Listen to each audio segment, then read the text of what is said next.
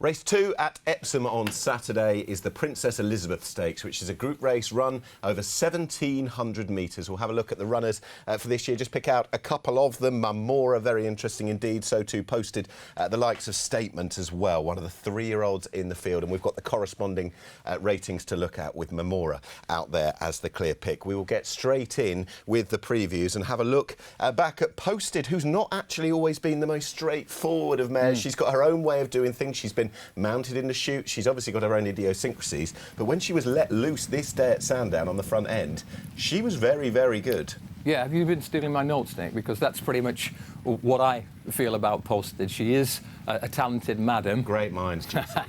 And this was her best day in the sun so far. She was allowed to roll forward, and she beat some pretty good horses, including some decent colts here. So the ability is 100% there.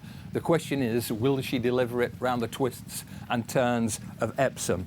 I have reservations. I think she'll go well, but I don't think there's much chance that she'll get a soft lead here this weekend, and therefore there could be one or two to beat her. But look at that bit of Sandown form. Sandown's a good front runner's track. She confirmed that fact. She didn't run badly first time out this season at Newmarket, but I suspect there might be at least one to beat her on Saturday. We've got a few years before Summer Romance last year was a 3-year-old to win this race.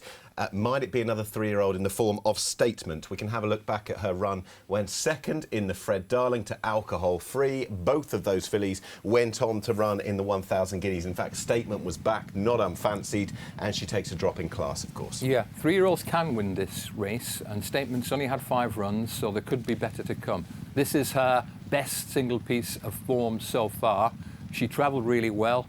She came up alongside pretty good filly, Right of Picture, Alcohol Free, one of the best juvenile fillies of 2020, yep. And she made Alcohol Free fight all the way to the line. I am inclined to forgive Statement for what seems to be a below-par performance in the 1,000 guineas. I think she just got a little free and fiery in the early stages on the front end. She paid a penalty for that in the final furlong. So I think she'll be ridden with a bit more patience this time around. Back to that level of form, the Newbury form, Statement's in the mix.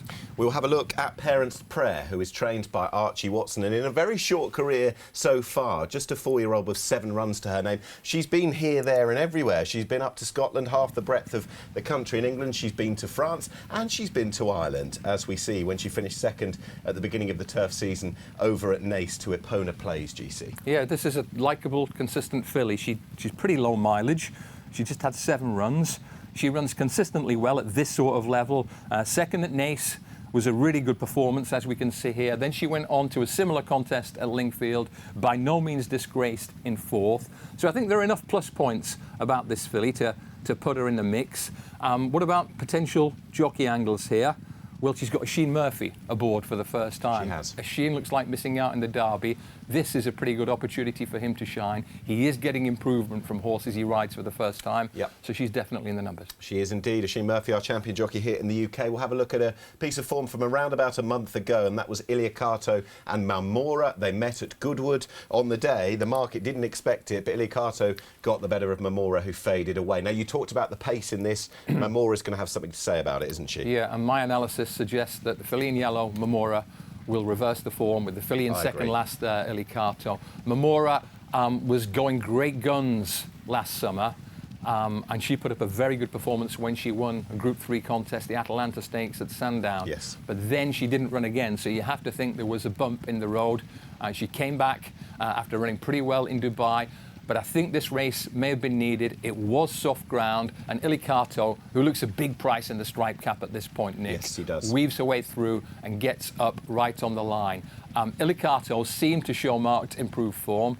Mammora seemed to dip below her best. I think it'll be a different story this weekend. Filly in yellow, fading at this point. Mammora is my idea of the one to beat in this race. I agree, much better surface for her, and in fact after she won that Atalanta Stakes they were thinking about running her in a Group 1 race, so that's the hype that they obviously put into Mammora. So 10 filly and mares go forward for this race. Once again, it's over to your 1, 2, 3, 4. OK, Nick, it's 2, 4, 9, 3. Mammora to win and Posted to chase her home.